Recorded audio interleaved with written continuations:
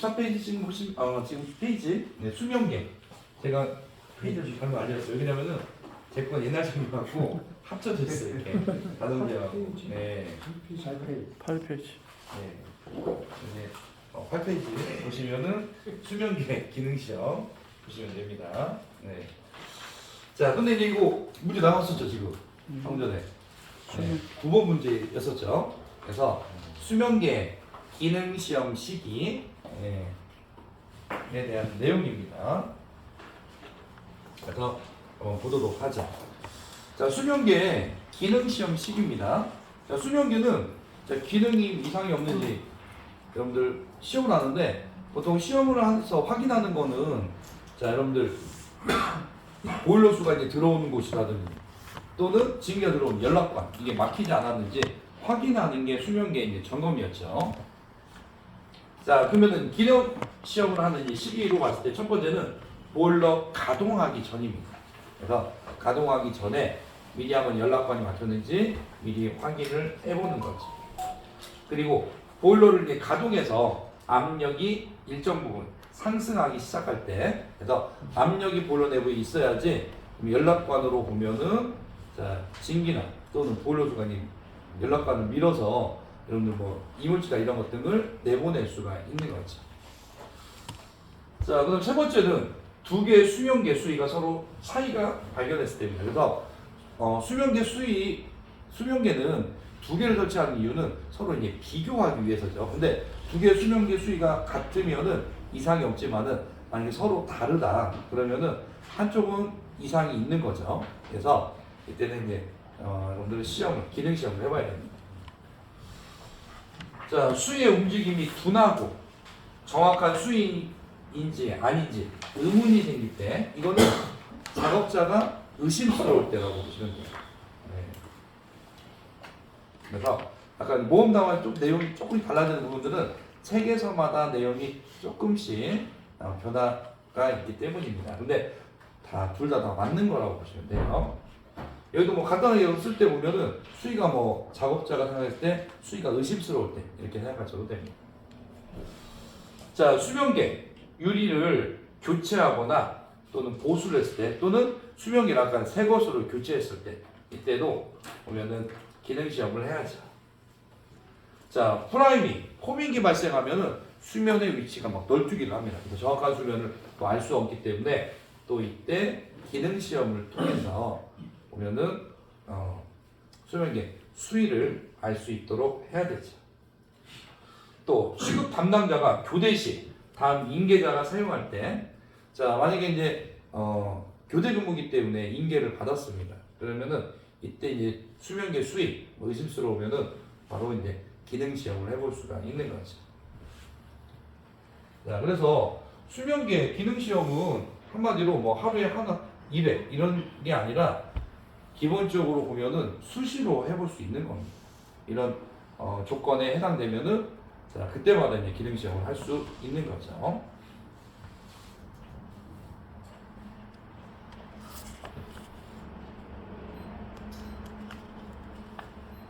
자, 수명계. 자, 시험 방법입니다. 자, 이거는 여러분들 이제 순서 문제로 한번 나올 수 있는 부분이라고 했죠. 자, 그러면 기능 시험을 할 때 여기에 보면은 진기코, 자, 수명계 상부에 진기코, 아래쪽에 이제 물코, 그 다음에 밑에 드레인콕이 있습니다. 자, 그러면 수명계 점검할 때 먼저 무슨 콕을 닫고 그 다음에 어떤 콕을 열어줘야 되죠? 전할 때. 진기콕. 닫고. 그리고요. 물콕. 진기콕과 물콕을 닫고 그죠? 드레인콕을 열어줍니다. 그러면은 자, 보일러에 있는 진기나 보일러수가 이제 들어오지가 않죠. 수명계로. 그런데 드레인콕을 열면은 수명계에 있는 진기와 그 다음에 보일러수 이거를 다 밑으로 내보낼 수가 있습니다. 자, 그 다음에 이제 어떤 콕을 열어서 확인해 봐야죠?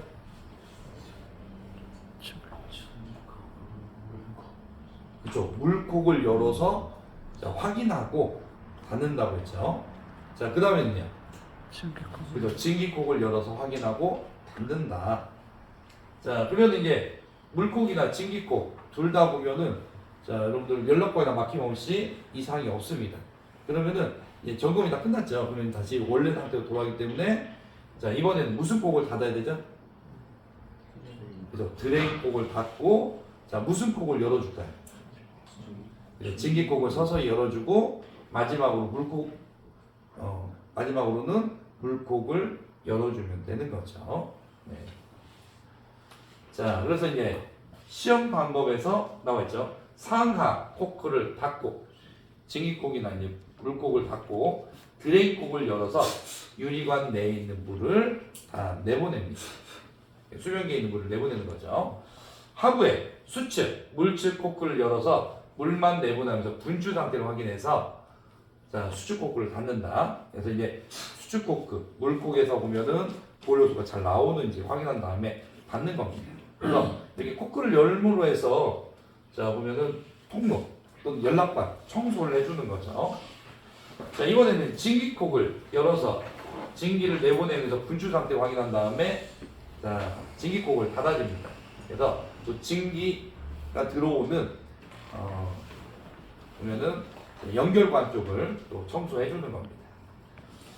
자 그러면 이제 물콕과 증기콕 자, 확인 끝났으면은 드레인콕을 닫고 증기콕 그를 자, 조금씩 열어서 자 유리관을 따뜻하게 하면서 따뜻하게 하고 그다음에 증기콕을 다 열은 다음에는 물콕을 열어서 자, 수면의 위치 상용 수위를 딱 맞는지 확인하는 거죠. 네. 자 이게 이제 여러분들 기능 시험 방법입니다. 그래서 잘 기억을 해주시기 바랍니다.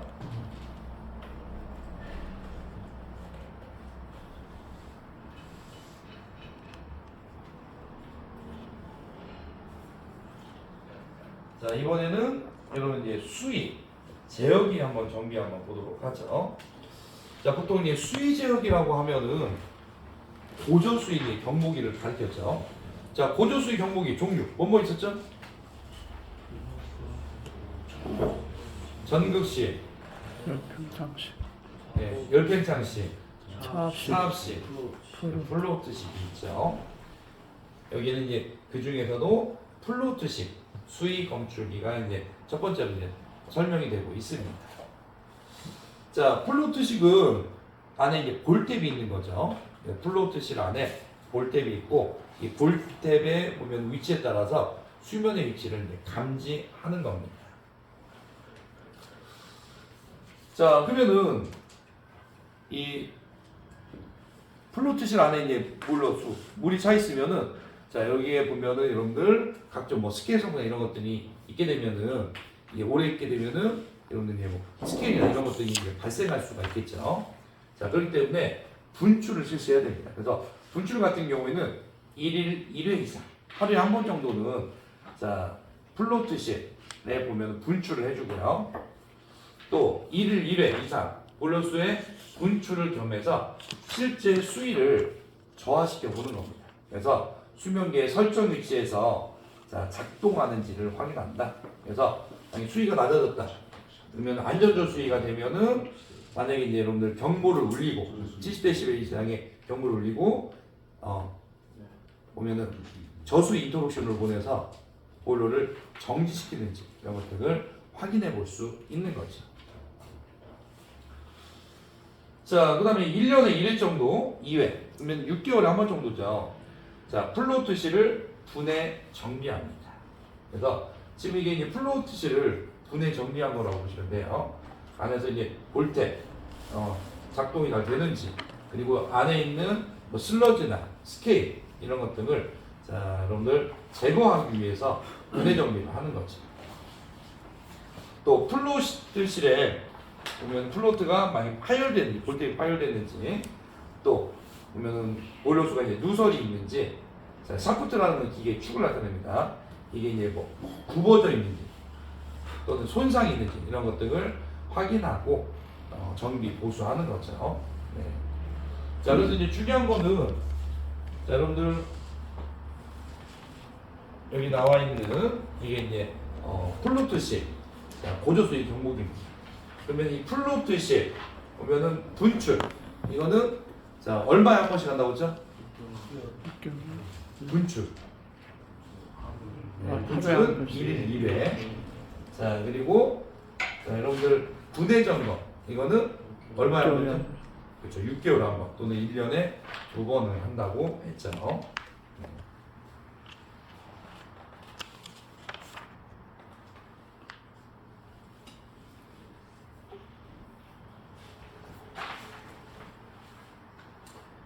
자, 그러면 이제 전기 한번 보죠. 자, 계전기에 이제 커버를 벗겨서 이상 여부를 점검한다. 그래서 여기 이제 스위치 박스 부분을 열어서 이제 점검을 한다는 겁니다. 그래서 벨로우즈가 보면 주름관인데 이 안에 스위치 박스 안에 있습니다. 여기가 파손됐거나 그것으로 인해서 물에 누수가 있는지 점검을 하는 겁니다. 자, 누수가 있으면 이제 자, 부식이 발생하죠. 또 수분의 부착 상태 이런 것들을 보고 확인하는 겁니다.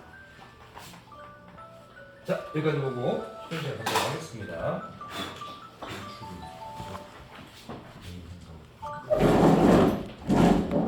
주름관이라고 이제 볼 수가 있습니다. 자, 이 부분이 보면은 만약에 파손되면은 자, 내부에 이제 부식이 발생할 수 있죠. 자, 그리고 이제 수분 같은 게 이제 부착할 수가 있습니다. 자, 그다음에 이제 먼지 부착이나 또 오염, 습기 등에 의한 전기 배선 부분이 여기 들어와 있기 때문에 자, 이런 접점 등의 오손이나 부식, 이완 이런 것들이 있는지를 점검해야 됩니다. 또 이렇게 고정되어 있기 때문에 볼트나 너트, 나사 이런 이완이 되어 있는지를 자, 확인해 줘야 되죠. 자, 근데 이제 플로트 이제 수위 검출기에서 보면은 자, 여러분들 이제 수변의 위치나 이런 것들을 이제 감지하는 부분에 자, 수은 스위치가 들어 있습니다. 그래서 수은 스위치 보면은 자, 이렇게 유리관 안에 수은이 들어 있고 이 두 개 이제 접점이 있는데 여기에 보면 위치가 바뀌면은 자, 수은이 딱 이쪽으로 흘러갑니다. 그러면은 자, 접점이 딱 붙으면은 자, B접점이 되는 거죠. 연기를 내는 거고요. 이렇게 떨어져 있으면 지금 A 접점 상태가 되는 거죠. 자, 그래서 이제 수은 스위치에 대한 점검입니다. 자, 외부에서 먼지나 물 이런 것들이 부착되지 않도록 점검을 해야 되고요. 또 수은이 온도가 높아지고 그러면은 증발할 수가 있습니다. 또는 뭐 산화되지 않았는지 또는 입자 모양이 비산되지 않았는지 그래서 수은에 이상이 있는지를 확인합니다. 자, 유리관 보면은 지지 않은 데가 견고하게 고정되어 있는지 나사가 풀려 있는지도 확인해야 되고요. 또 이런 접속 단자 부분이 이완, 전선 피복이 벗겨졌구나. 자, 이런 부분이 있으면은 절연이 제대로 안 되겠죠. 이런 부분들을 확인합니다. 그래서 이제 이상 없이 원활하게 작동하는지, 작동에 문제가 없는지 이런 부분들을 확인하는 거죠. 자, 근데 이제 플로트 스위치에서 이렇게 이제 여러분들 접점 부분에 보면은 수은 스위치를 사용하기도 하지만은 또는 자, 마그네트 스위치를 사용하기도 합니다. 네. 자, 마그네트 스위치 같은 경우에는 여러분 약간 자석을 좀 이용하는 거라고. 자, 이게 이제 마그네트 스위치라고 보시면 됩니다. 지금 보면은 이 플로트 물에 이제 뜨는 이 플로트가 있고 그 안에 보면은 리드 스위치라는 게 있습니다. 리드 스위치가 보면은 이렇게 접점이 보면은 이렇게 떨어져 있어요. 지금 접점이 떨어져 있죠. 근데 지금 이 플로트가 보면은 만약 수위가 상승하면은 이 플로트가 이렇게 자 위로 보면 상승하겠죠. 그러면서 이 플로트 안에는 자석이 들어 있습니다. 자석에 의해서 자 이게 이제 리드 스위치가 자석이 아래쪽에 있을 때는 접점이 떨어져 있다가 자 플로트가 상승하면서 보면은 이 리드 스위치 쪽에 자석이 이제 올라오게 되면은 이거에 의해서 접점이 딱 붙게 되는 거죠. 이걸로 수위를 감지하는 겁니다. 자, 그래서 이제 이 리드 스위치가 하나가 있는 것도 있고, 두 개 있는 것도 있고, 세 개 있는 것도 있고, 여러 가지가 있습니다. 자, 그러면은 자 이게 수위를 정해 놓는 거죠. 하나는 보면은 여러분들 뭐 안전저 수위라든지, 또는 하나는 보면은 저수위라든지, 하나는 뭐 고수위라든지 이렇게 정해 놓으면은 자, 이 수위가 상승함으로 해서 플로트가 상승하면서 자, 리드 스위치가 딱 달라붙으면은 이걸로 수위를 감지하는 방식이라고 보시면 돼요. 자, 이게 마그네트 스위치를 이용한 겁니다.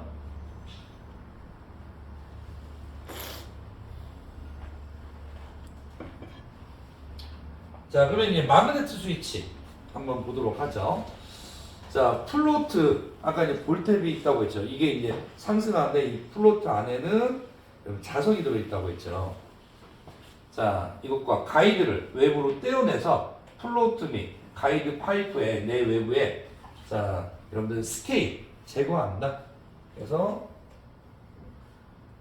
자, 여러분들이 플로트가 이제 위로 올라오고 내려오는데 이런 가이드 부분에 스케일 같은 게 있으면은 자, 이런 부분에 끼어서 잘 올라오지 못할 수가 있죠. 그래서 스케일이나 이런 것들을 제거해 줘야 된다는 거죠.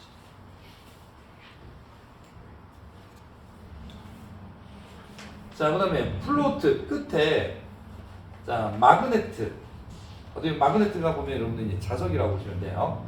자, 접점 마그네트가 이상이 있는지, 자, 로드 이런 것들이 구부러짐이 없는지 자, 이런 것들을 확인하고요. 자, 마그네트의 이제 접점은 가이드 파이프 안에 밀착되어 있는지, 또 각부 나사나 너트 풀어지거나 손상 여부를 자, 점검하거나 정비해야 됩니다.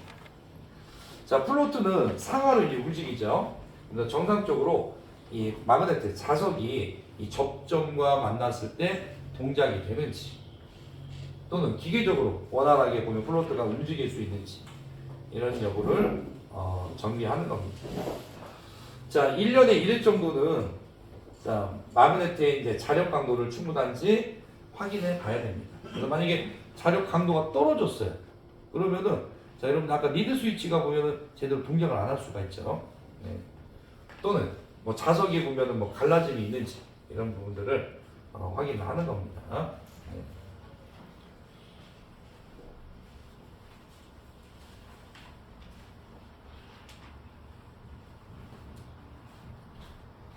자, 그래서 두 가지 방식이 있다고 보시면 돼요. 플로트식은 아까 이제 수은 스위치 같은 경우에는 이렇게 플로트식이 있고 위에 보면 수은 스위치가 있어서 수면의 위치가 올라가는 데 따라서 이 수은 스위치로 보면은 자, 물의 높이를 측정하는 방법이 있고, 두 번째는 이렇게 마그네트 스위치를 이용해서 수위를 감지하는 방식 두 가지가 있다고 보시면 됩니다.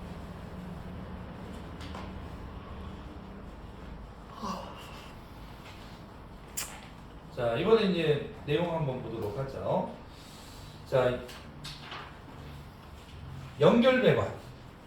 자, 점검 및 정비. 뭐 기기는 수평이나 이런 것들이 수평과 수직이 맞아야 되죠. 그래서 이렇게 설치가 보면은 설치가 정확하게 되어 있는지를 확인하고요.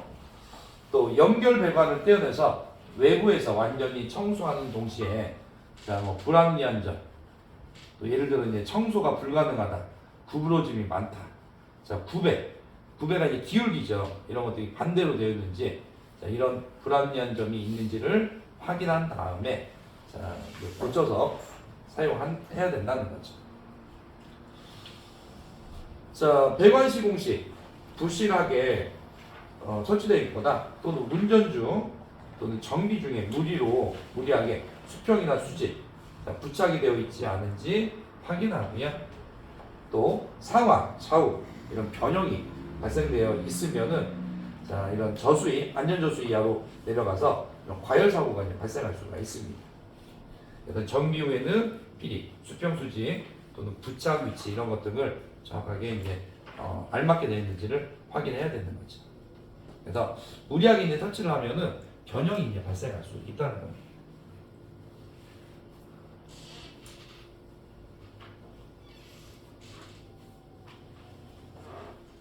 자, 그다음에 이제 여러분들 전극식 수위 검출기 한번 보도록 하겠습니다. 네.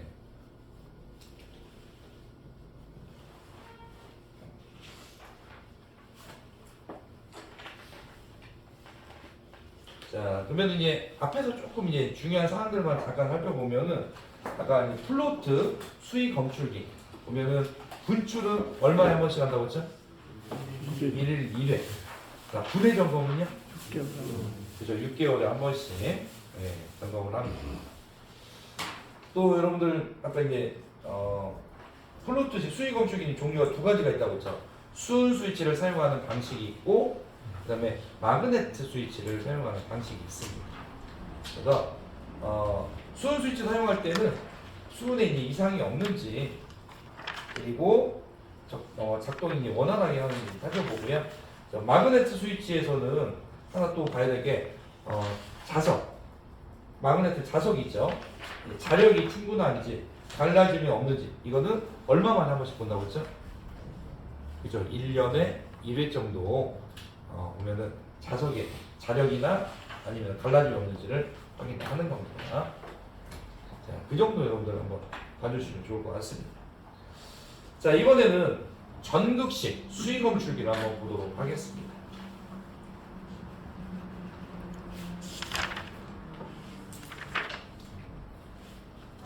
자, 전극식입니다. 자, 전극식은 전극봉이 이제 들어가 있죠. 그래서 이걸로 수위를 이제 검지하는 방식이지. 그래서 여러분들도 전극식 수위 검출기에서 이제 작업형으로 한번 여러분들 실제 분해해서 보면은 자, 저항도 한번 측정도 한번 해보고요. 그 다음에 저항 측정이 잘 안 된다. 그러면은 자, 헝겊으로 깨끗한 헝겊으로 한번 닦아보고, 그래도 안 되면은 이런 사포나 이런 것 등으로 스케일이나 이런 것들을 제거해서 살펴볼 수가 있습니다. 또 이거 관련된 내용들이 또 들어가 있습니다. 자, 전극식 수위 검출기는 자, 1회 이상 검출동 내를 분출한다. 지금 전극봉이 보면은 수주관 또는 수주통 안에 들어있죠. 자, 이게 이제 검출통이라고 보시면 되고요. 이 안에 있는 물을 1회 정도는 분출해 주는 거죠. 왜냐면은 물이 계속 정체돼서 있으면은 자, 여러분들 스케일, 슬러지 이런 것들이 쌓일 수 있기 때문에 자, 매일매일 보면 물을 바꿔주면은 이런 것들을 자, 어느 정도 늦추거나 이제 방지할 수가 있다는 거죠. 자, 증기의 응축으로 인해서 자, 이거는 이제 증기를 계속 발생시키면은 자, 보일러수가 계속 응축이 되죠. 진해지는 거죠. 자, 물의 경도도 상승합니다. 자, 그렇기 때문에 이거를 방지하기 위해서 보면은 이렇게 1회 정도 보면은 분출을 시행하는 거죠. 분출을 통해서 스케일 성분들이나 또는 자, 안에 있는 슬러지 이런 것들을 밖으로 내보낼 수가 있는 거죠. 자, 1회 이상 실제로 보일러 수위를 상하로 해서 그 작동 상황 이상 여부를 점검합니다. 그래서 자, 수위가 이제 상하로 움직임에 따라서 실제 보면은 자, 동작을 하는지 급수 펌프나 아니면은 또 급수 펌프를 이제 끈 상태에서 보면 여러분들 안전적 수위까지 했을 때 실제 경보가 울리고 동작을 하는지 이런 것들도 자, 확인을 해 줘야 됩니다. 자, 6개월에 1회, 그러니까 1년에 2회죠. 자, 검출동을 분해해서 내부 청소를 실시한다. 그래서 자, 여러분들 검출동 또는 수축동을 이제 여러분들 분해 점검하는 것은 6개월에 1회라고 보시면 됩니다. 그래서 플루트식과 같죠. 분출은 하루에 한 번씩, 그리고 자, 여러분들 분해 점검은 6개월에 한 번 동일합니다. 자, 그러면은 이 검출동을 자, 분해해서 청소할 때 이때 전극봉도 빼는 거죠. 그래서 보면은 자, 여러분 저항값 등을 측정을 하는 겁니다. 그래서 자, 측정했을 때 정상이면은 자, 매도비 나와야 정상이죠. 범위가 0.2에서 0.45. 그래서 저항값이 이제 낮다는 것은 그만큼 자, 여러분 전기가 잘 통한다는 걸까요? 잘 통하지 않는다는 걸까요? 네. 저항값이 네, 낮다는 겁니다.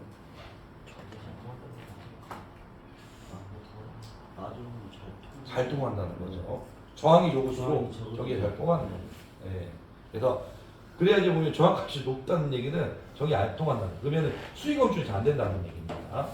그래서 이렇게 아까 그 범위처럼 보면 저항값이 낮아야 됩니다. 자, 그러면은 전극봉은 고온 샌드페이퍼, 보통 이제 사포라고도 하죠. 이걸로 닦아주는 겁니다. 그래서 이런 스킨이나 물때 같은 게 끼면은 헝겊이나 이런 걸로 잘 안 닦아지기 때문에 이런 것들을 고온 사포, 샌드페이퍼로 제거를 해줘야 되는 거죠.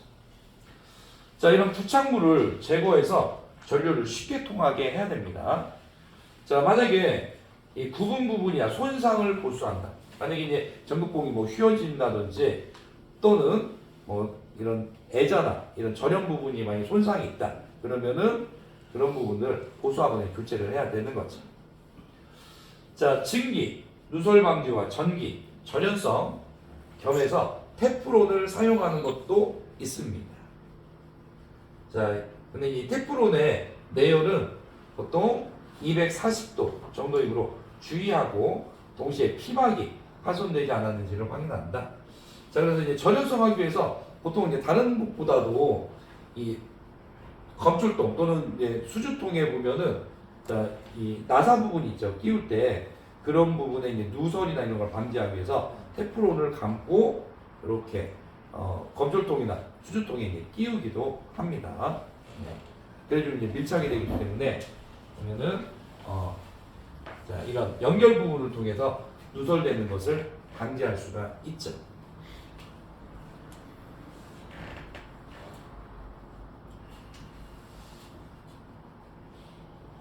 자, 그 다음에 이제 연결배관 보면은 분해 전기입니다. 자, 전기 배선의 이제 절수 끊어졌다든지, 자, 절연물이 열화가 없는지, 예, 뭐 열화가 있으면은 약간 색깔이 나는 게 변색됩니다. 또 각부에 쇠 장식물, 나사, 등이 이완 풀어져 있는지 이런 것들을 정비를 하는 거죠. 그래서 이제 뭐 보일러 같은 경우에는 가동하면 미세 이제 진동이 좀 있기 때문에 이런 거에 의해서 이제 나사 부분이나 시간이 지나면 조금씩 풀릴 수가 있습니다. 자, 1년에 1회 정도는 통전시험 및 절연 저항을 측정한다. 그래서 1년에 1회 보면은 저항값을 측정해서 보면은 저항값이 기준 이하인지 또 확인하고 절연 저항을 측정하고요. 그 다음에 이제 통전시험, 예, 그래서 전기가 잘 통하는지 이런 부분들을 하는 겁니다. 근데 보통 통전시험이라고 하면은 여러분들 보면 벨트 스톡 있죠. 이걸로 쭉 하면 삐 소리 나죠. 이런 게 이제 통전시험이라고 보시면 돼요.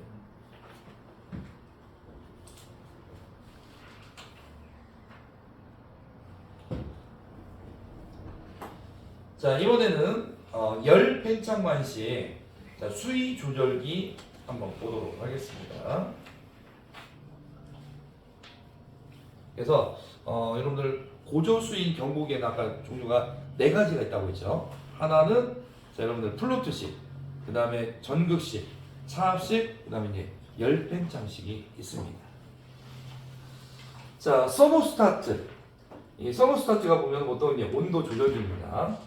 그래서 이제 진기 또는 수축, 물축에, 보일러 수축에 1회 정도 드레인 밸브를 열어서 이제 분출시키고요. 자, 드레인 밸브가 누설되지 않았는지를 확인을 합니다. 자, 수축, 연결관, 맨손으로 단단히 잡을 수 있을 정도로 냉각되지 않으면 안 된다. 네. 자, 충분히 방열되는지를 이제 확인하고요. 그 다음에 이제 뭐 텐션 릴리프라는 거 보면은 뭐 긴장 완화 장치라고 보시면 됩니다. 자, 여기서 이제 스톤구라고 하면은 물과 이제 접촉하는 부분이고요. 자, 각 핀, 조인트 부분에 수시로 윤활유를 이제 주유해서 자, 작동이 원활하게 동작하고 또 스프링의 절수, 끊어지거나 부식, 그 다음에 기타 이제 불량이 있는지를 확인한다는 거죠.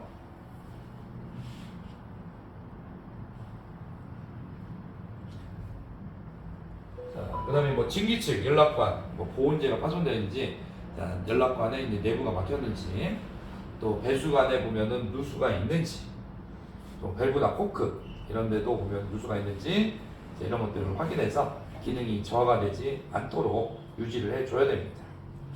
또 한냉지는 보면 이제 추운 곳이죠. 이렇게 옥에 설치할 때는 수축 연결관 동결 방지를 위해서 고온이나 이런 부분들을 꼭 해줘야 됩니다. 그래서 열팽창관식은 깊이 들어가실 필요는 없고 대신 보면 종류 정도로 한번 봐주시면 됩니다. 근데 대신 아까 플루트식하고 전극식 2가지는 잘 구분해서 좀 기억을 해주시기 바랍니다.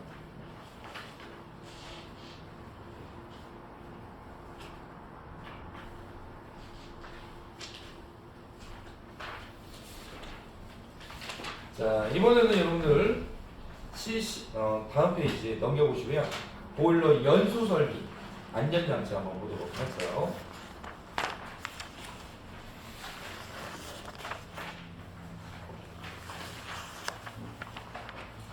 보일러 연소 설비의 안전장치.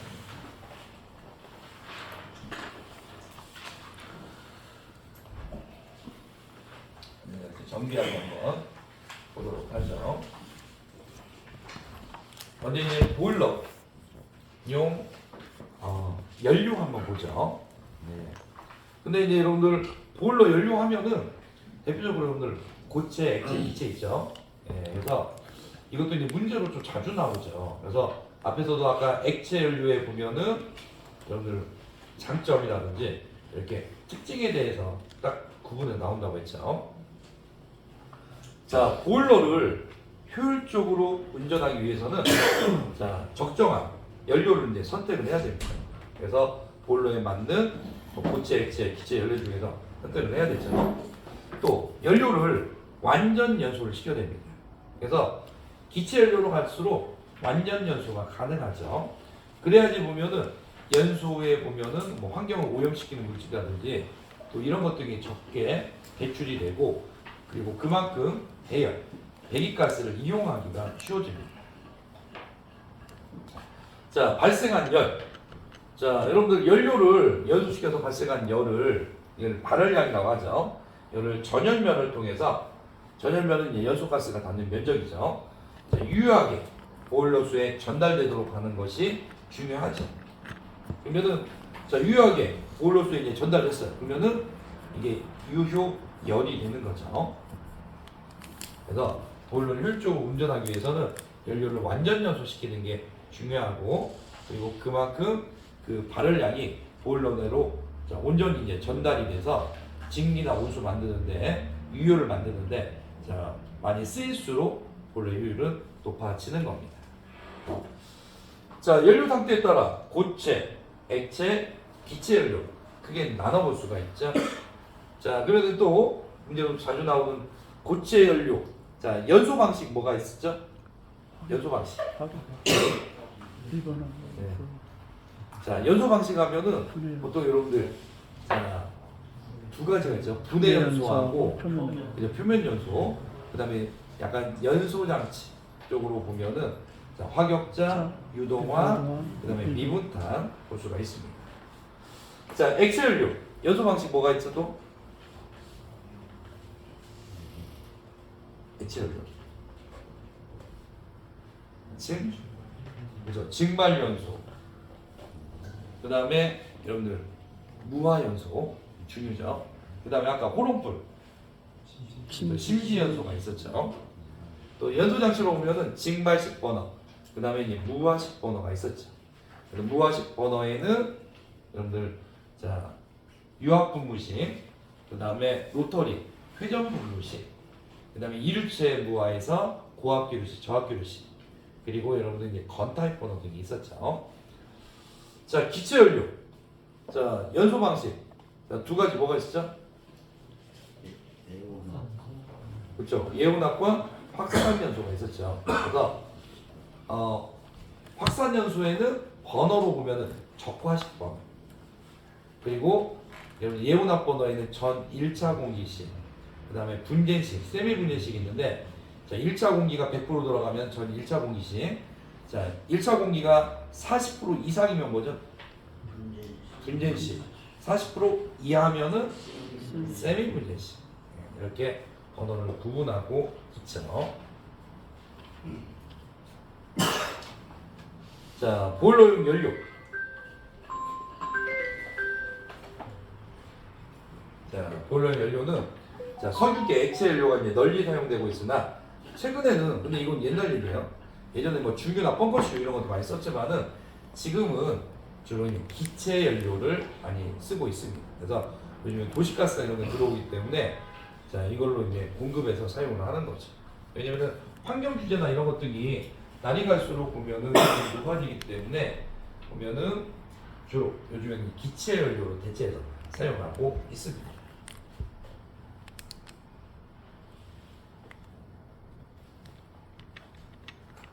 자, 이번에는 연료의 이제 구비 조건을 한번 보도록 하겠습니다. 자, 연료. 구비 조건이라고 하면 갖추어야 될 조건이죠.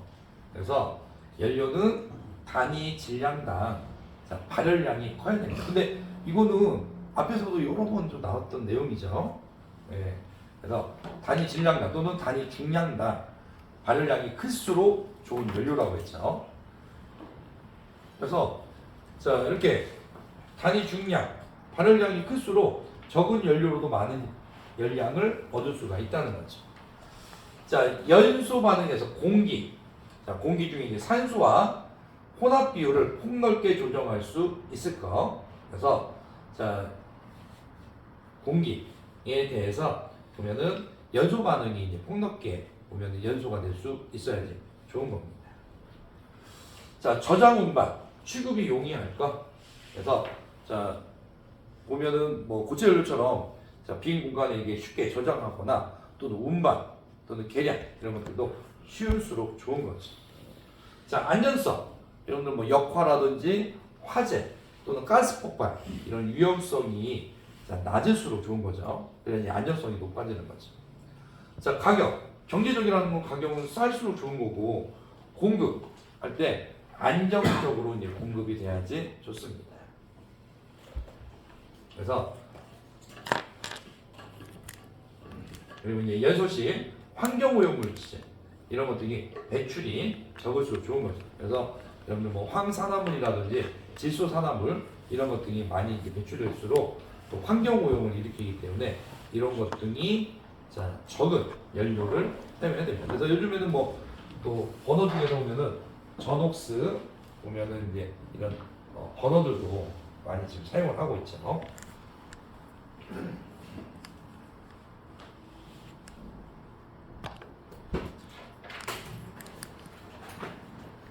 자, 이번에 이제 연료에 대해서 한번 또 살펴보도록 하겠습니다. 자, 첫 번째는 자, 기체 연료부터 한번 살펴보도록 하죠. 요즘에는 기체 연료를 많이 쓰고 있죠.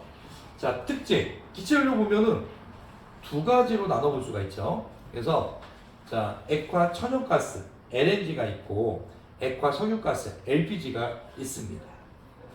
그래서 땅속에서 석탄층에서 직접 채굴하는 천연가스 이건 LNG죠. 또는 석유나 석탄을 원료로 제조하는 석탄 전환가스, 석유 전환가스 등도 있습니다. 그래서 여러분 석유에서 또 여러분들 증유탑을 통해서 여러분 가열해서 끓는 점에 따라서 이제 제일 먼저 분리한 게 바로 LPG, 액화 석유가스죠. 또 도시가스라고 하면은 주로 이제 여러분 메탄을 주성분으로 해서 다른 가스로 혼합해서 만든 가스입니다. 그래서 발열량을 낮춰준 거죠. 하지만은 주로 LNG와 LPG 부분에서 주로 이제 보고 있습니다. 자, 그러면 연료의 이제 성분 한번 보죠. 성분은 자, 여러분 기체 연료이기 때문에 탄화수소입니다. 탄소와 수소로 이루어져 있어요. 그래서 주성분으로 보면은 여러분 이제 고체 연료는 탄소, 액체와 기체 연료는 탄소와 이제 수소로 이루어져 있다고 했죠.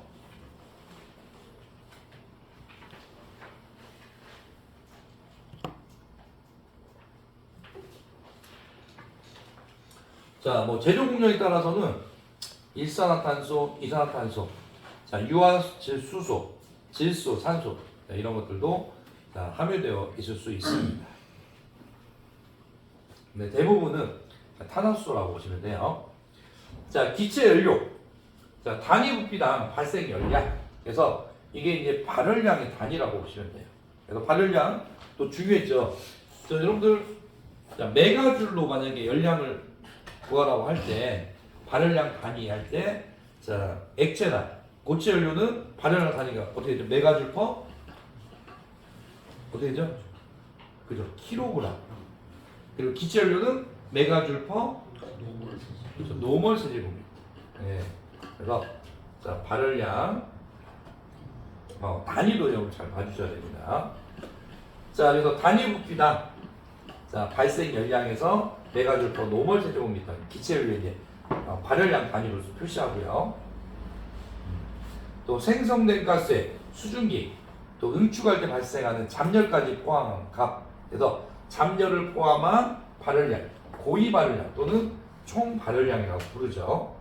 자, 잡열을 제외한 발열량을 저위 발열량 또는 진 발열량, 참 발열량이라고 부릅니다.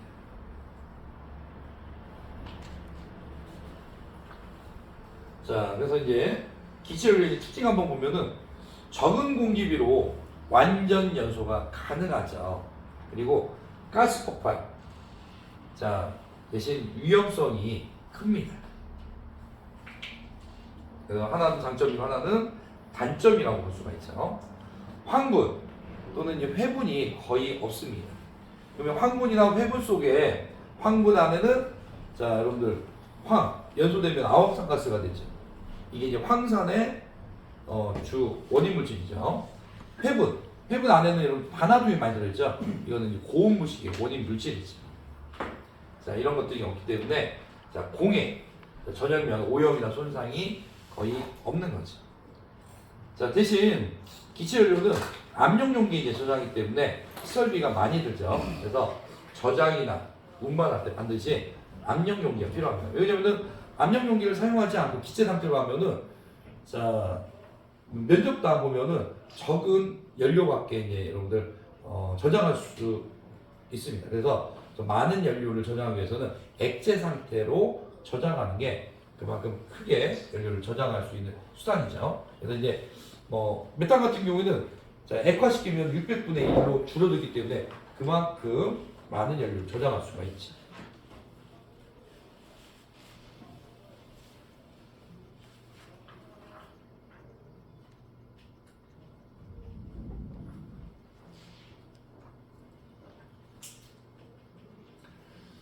자, 그 다음에 이제 천연가스 한번 보도록 하겠습니다. 자, LNG, 액화 천연가스를 가리키죠. 자, 지하에서 직접 채취하는 자, 기체 상태의 가스입니다. 그래서 지하에 보면은 석탄층에 이제 묻혀 있는 이런 기체 연료를 자, 추출해서 이제 뽑아내는 거죠. 자, 보통은 탄화수소가 이제 주성분이고, 자, 주성분이 성분이고 또 가연성이고요. 그리고 공기보다 가볍다. 여기서 이제 두 가지.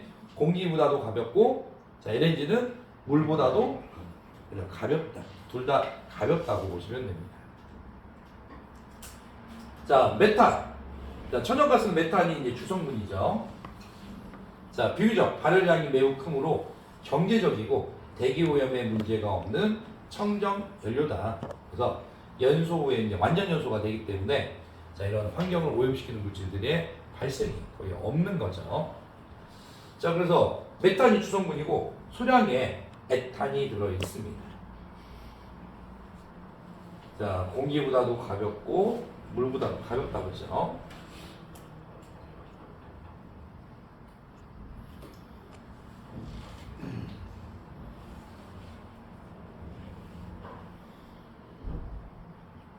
자, 그래서 공기, 물,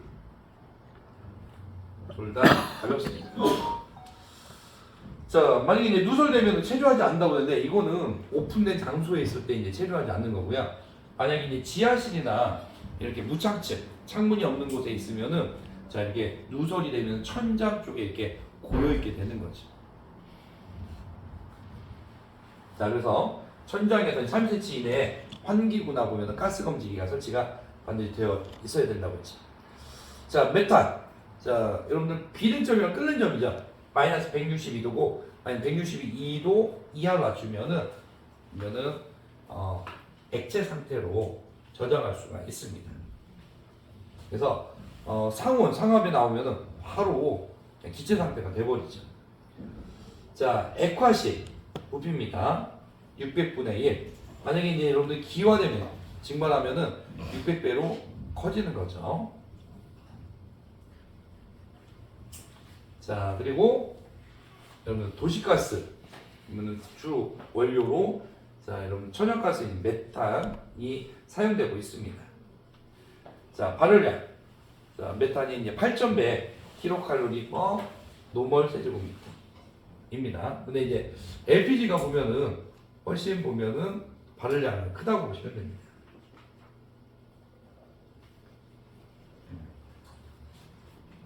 자, 그래서 이제 LNG, 액화 천연가스 한번 살펴봤습니다.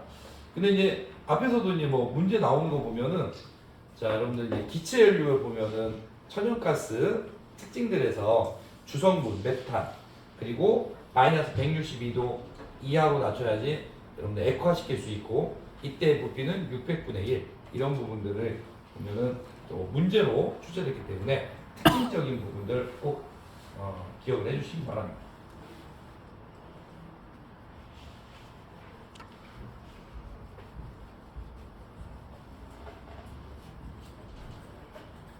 자, 이번에는 액화 석유가스입니다.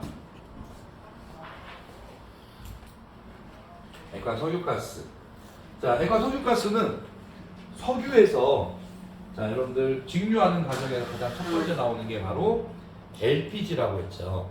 석유에서 뽑아낸 가스이기 때문에 액화 석유가스라고 부릅니다. 탄소수가 보통 3개, 4개다. 그러면은 프로판은 3개, 부탄은 4개가 되는 거죠. 그래서 프로판과 부탄이 주요 성분이라고 보시면 됩니다. 자, 공기보다는 무겁고, 자, 물보다는 어떻죠? 그렇죠. 물보다는 가볍다. 그래서 이런 부분도 여러분들 문제로 출제되기 때문에 꼭 봐주셔야 됩니다. 자, 그래서 메탄은 자, 공기, 물 둘 다 가볍지만은 LPG는 보면은 공기보다는 무겁고 물보다는 가볍다고 보시면 돼요.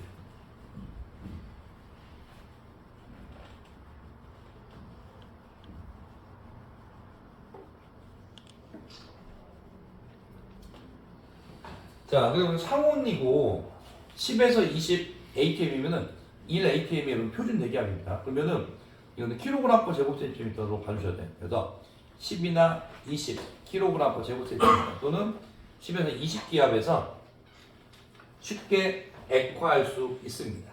그래서 저장과 수송이 편리하죠.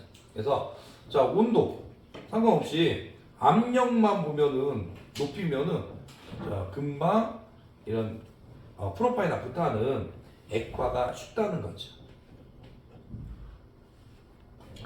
자, 번호용으로 화염의 안정성이 높고요. 네. 자동차용의 경우에는 자, 옥탄가가 높다. 자, 이게 이제 LPG의 특징입니다. 자, 그 밖에 내용 한번 보면은 주성분 프로판과 부탄이고 그 외에 소량 프로필렌과 부틸렌이 섞여 있습니다. 자, 공기보다 무겁고 누설했을 때는 바닥에 체류하죠. 그래서 만약에 이런 지하실에 있을 때는 바닥에 체류하기 때문에 그냥 내보낼 수 없기 때문에 빗자루를 쓸듯이 내보내야 됩니다. 자, 비등점, 끓는 점은 프로판은 마이너스 42도, 자, 부탄은 마이너스 0.5도입니다. 그러니까 어디 보면 상온에 있는 온도죠. 네.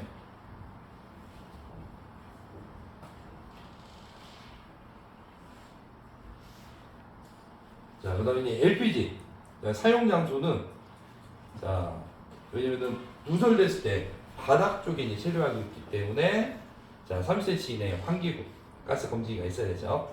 자, 발열량 아까 여러분들 메탄은 발열량이 얼마 나오죠? 그쪽 8,100 예. 킬로칼로리 퍼 노멀 세제곱미터죠. 그에 비해서 프로파이나 부탄 좀 높습니다. 그래서 24,000에서 자, 여러분들 3만 킬로칼로리 퍼 노멀 세제곱미터입니다.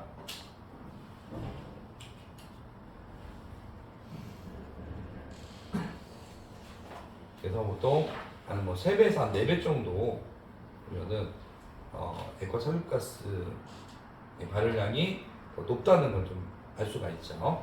네. 그래서 이제 주로 이제 자동차 연료로서도 많이 쓰고 있는 겁니다.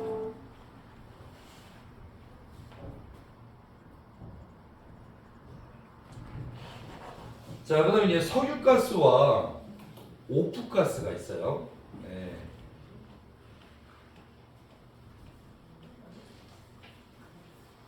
그래서 석유계가스에는 석유가스와 오프가스가 있고요. 자, 그다음에 이제 석유가스. 여기서 이제 석유가스하고 오프가스 이거를 조금 이제 구분해서 좀 살펴보고 있습니다.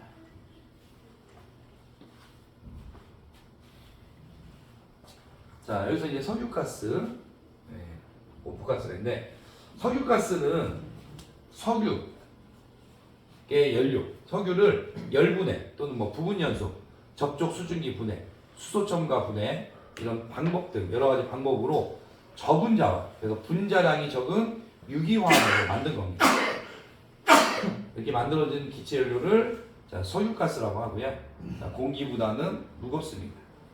자, 오프가스. 자, 석유화학 공정에서 비경제적인 탄화수소, 가스성분을 회수하는 방법이다. 자, 이런 오프가스는 뭐냐면은 실제 이런 오프가스를 생산하기 위해서 이런 공정을 거치는 게 아니라 석유화 또는 이제 석유를 정유하는데 석유로 보면은 다른 뭐 연료들을 보면 정제 과정이든지 만들 때 보면은 그냥 부수적으로 발생되는 가스라고 보시면 돼요. 그래서 이 오프가스를 만들기 위해서 이런 정제나 보면 화학 공정을 거치는 게 아니라 반대로 그냥 화학 공정이나 보면은 이런 정제 과정을 거치다 보니까 그냥 자연스럽게 나온 가스인데 그거를 모은 게 바로 오프가스라고 보시면 돼요. 그래서 비경제적인 탄화수소다. 만약에 이거를 탄화수소가 연료죠. 이거를 그냥 만들려고 하면은 자 경제성이 떨어진다는 거예요. 근데 자연스럽게 어떤 공정을 하면서 발생된 가스를 모으기만 하기 때문에 자 이렇게도 활용이 가능한 거죠. 그래서 자 이런 가스 성분을 회수하는 방법입니다. 자 유해 성분이 적고 또 발열량이 높은 장점이 있죠.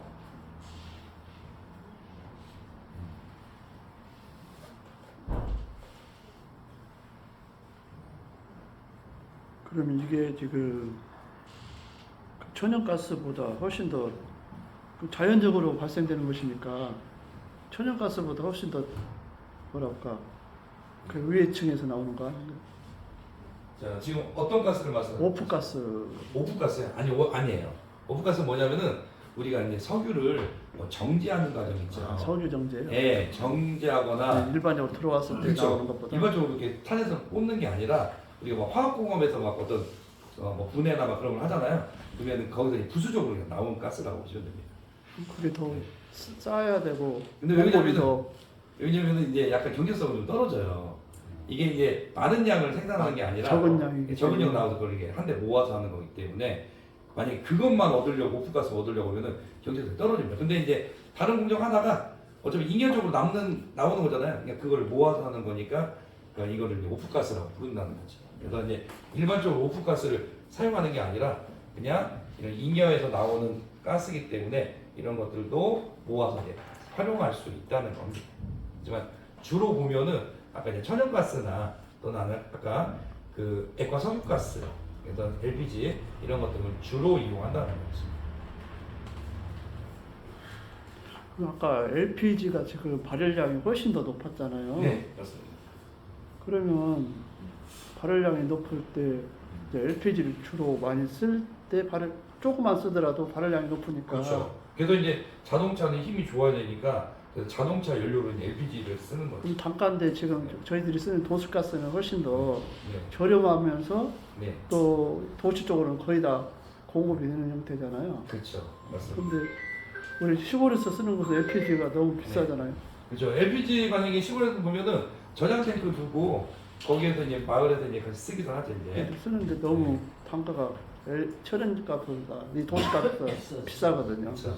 그만큼 이제 발열량은 좀 높고요. 높은데 이게 네. 훨씬 더 그런다고 하면은 LPG가 더 저렴하게 근데 공급돼야지 이제 않을까. 농촌 같은 데는 배관을 거기까지 깔아야 되는데 그게 비용이 이제 비싸니까 그렇게 하는 것 같습니다. 왜냐면 이제 마을 같은 데 보면은 요즘 이제 LPG 해가지고 탱크 하나 설치해가지고 마을만 이렇게 공급을 하거든요. 네, 근데 이제 도시 같은 경우에는 이제 금융망처럼 쭉 배관만 연결하면 되는데 만약에 이제 농촌 같은 데는 딱 떨어져 있잖아요. 그러니까 거기까지 이제 배관을 연결하는데 비용이 많이 드니까 그래서 이제 발열량 높은 LPG 탱크를 이제 설치해서 사용을 하는 거죠. 솔직히 네, 그것도 마을 주민들이 이제 찬성해야지 하더라고요. 네. 돈이 많이 들어서 안 돼. 도시가스 배관이 100원면을 지나가는데 저희 동네 거기서 네. 들어 안 해주잖아요. 돈이 안 되니까. 그렇죠. 에만 이제 시설비를 많이 드는데 대신 이제 보면은 세대수가 그렇게 많지는 않으니까 이제 집 달라고 안 오면은 네. 들어가는데 태양광으로 가요. 집이 뭐 요거 하나 저거 하나 이렇게 있으니까 그렇죠. 땅을 많이 파야 되니까 천상 나무 떼고 사는 태양광. 요즘에 나무도 많이 남아줄 것 같아요. 옛날에 별로 없었어요. 회분이 많아가지고 귀찮다. 자, 그래서 이제 뭐 석유계에서 이제 이렇게 좀 가스 종류가 있다고 보시면 됩니다. 자, 그다음에 이제 석탄 가스가 있어요. 이거는 다음 시간에 한번 살펴보도록 하겠습니다. 잠시 쉬는 시간 갖도록 하겠습니다.